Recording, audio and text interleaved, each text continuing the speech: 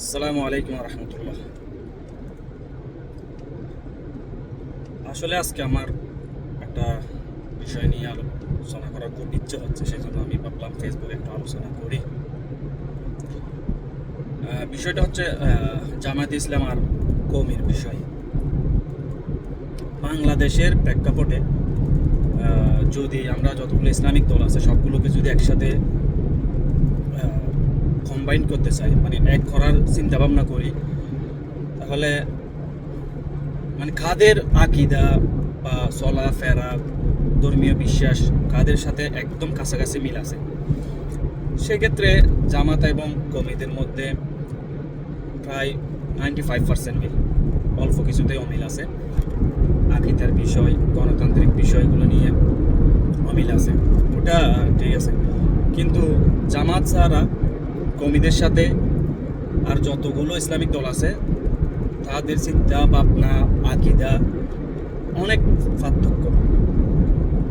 শুধু জামাত ইসলাম একদম কাছাকাছি আছে, কিছু মত পার্থক্য যা আছে তা যদি একসাথে তারা আলোচনা করে তাহলে জোট হওয়ার সম্ভাবনা জামাত এবং কওমিদের মধ্যে, মানে একসাথে হওয়ার সম্ভাবনা বেশি। কিন্তু বছরের পর বছর দেখতেছি এই দুইটা দল একজন আরেকজনের মারাত্মক শত্রু, এরকম ভাব। আমি নিজেই একজন কওমি, আমার লেখাপড়া বেড়ে ওটা সবগুলো কওমি দ্বারা, আর আমি নিজেও ভালোবাসি কওমি আলেমদেরকে বেশি। আমার লিস্টে সেরা 5 জন যদি আমি আলেম হিসেব করি, তার মধ্যে 7 জনই থাকবে কওমি আলেম, একজন থাকবে হয়তো বাইরে। তো কওমিদের বিষয়টা আমি একদম বুঝি না। তারা নির্বাচন আসলে জামাতের বিরোধিতা করে, জামাতকে ভোট দেওয়া যাবে না, তাদের আকীদা ভুল, তাদের এই সমস্যা ওই সমস্যা ওই সমস্যা। দ্যাটস ফাইন, ওকে, সমস্যা নাই। কিন্তু কেন ভাই আপনি কেন জামাতের যদি আকীদা ভুল হয়, জামাতের যদি এটা সমস্যা হয় ওটা সমস্যা হয়, তাহলে আপনি বিএনপিকে কেন সাপোর্ট দিচ্ছেন? আওয়ামী লীগকে কেন সাপোর্ট দিচ্ছেন? তাদের আমি কি দেখি জামাতের চেয়ে ভালো? তারা কি জামাতের চেয়ে ভালো? আওয়ামী লীগ কি জামাতের চেয়ে ভালো? বিএনপি কি জামাতের চেয়ে ভালো? তো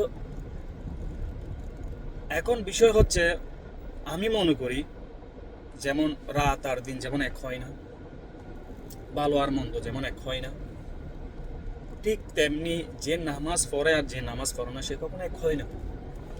আমি যদি আপনাদেরকে প্রশ্ন রাখি, ধরেন বাংলাদেশের দুইটা বড় দল, আওয়ামী লীগ, বিএনপি এবং আওয়ামী লীগ, এই দুই দলের যারা জাতীয় পর্যায়ের নেতা আছে তাদেরকে যদি একসাথে করেন, আপনি যদি একটা সার্ভে করেন, মানে তারা 5 ওয়াক্ত নামাজ পড়ে কিনা, আপনি সম্ভবত একজনও পাবেন না।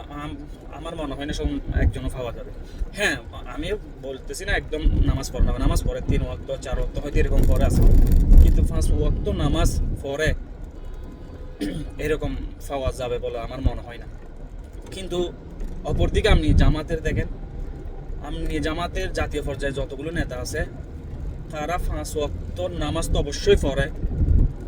আমার মনে হয় না নামাজ পড়ে না এইরকম একজন ব্যক্তিও আপনি খুঁজে বের করতে পারবেন। হয়তো পাবেন 2-1 জন পাবেন যারা 5 ওয়াক্ত পড়ে না, 3-4 ওয়াক্ত পড়ে। বাকি 95% 90% দেখবেন 5 ওয়াক্ত নামাজ পড়ে এরকমই। তাহলে আপনি কার সাথে ইয়া করতেছেন, তুলনা করতেছেন?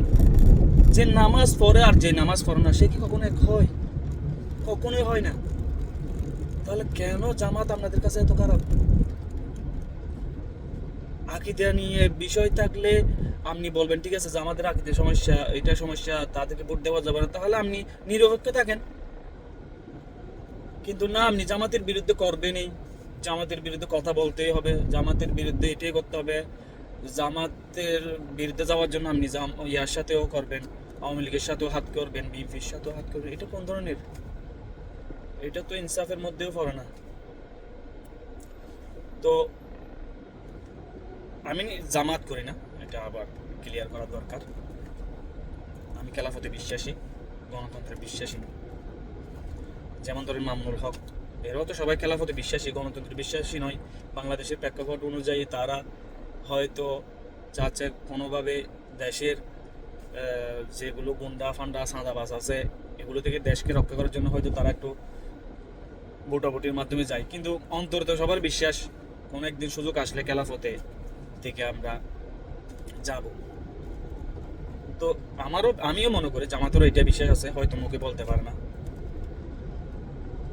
সেটা অন্তরে তাদের বিশ্বাস আছে। মানে তারা চায় অন্তত দেশটাকে একটু গুছিয়ে নেওয়া, এই এতটুকু গণতন্ত্রের মাধ্যমে খেলাফত প্রতিষ্ঠা করা যাবে, এরাও বিশ্বাস করে না আমি মনে করি। তো আমার মূল প্রশ্ন হচ্ছে, কওমিদের একটা অংশ সারা জীবন জামাতের বিরোধিতা করে, বিশেষ করে নির্বাচন আসলে। কেন ভাই? এটা তো আমার মাথায় আসে না, কি কি কারণে আপনারা এটা করেন। আমি মনে করি কওমিদের এই অভ্যাসটা পরিবর্তন করা দরকার। যাই হোক, আশা করি এবার জামাতের জন্য শুভকামনা রইল। নির্বাচন যদি সুষ্ঠু হয়, আশা করা যাচ্ছে জামাত এবার ক্ষমতায় আসবে। আমিও চাই জামাত ক্ষমতায় আসুক। স্বাধীনতার পর আওয়ামী লীগ, বিএনপি, জাতীয় পার্টি, বড় দলের মধ্যে এরা তিনজনেই শাসন করেছে বাংলাদেশ। সেই হিসেবে জামাতের ত্যাগ অনেক, তাদের কোরবানি অনেক। তারও এখন চতুর্থ বড় দল ছিল আগে, এখন বর্তমানে দ্বিতীয় বড় দল, তাদেরও একটা হক আছে বাংলাদেশ শাসন করার। সবাই জামাতকে সাপোর্ট করেন। জামাত যদি আসে, দেখা যাবে তারা কতটা ইসলামের জন্য করে বা দেশের জন্য করে। আর কওমিদের যারা আপনারা বলেন জামাত আসলে এটা শেষ করে ফেলবে, ওটা শেষ করে ফেলবে, এটা একদম ডাহা মিথ্যা কথা। এটা থেকে ফিরে আসা দরকার আমাদের। সবাই ভালো থাকবেন। আসসালামু আলাইকুম ওয়া রাহমাতুল্লাহ।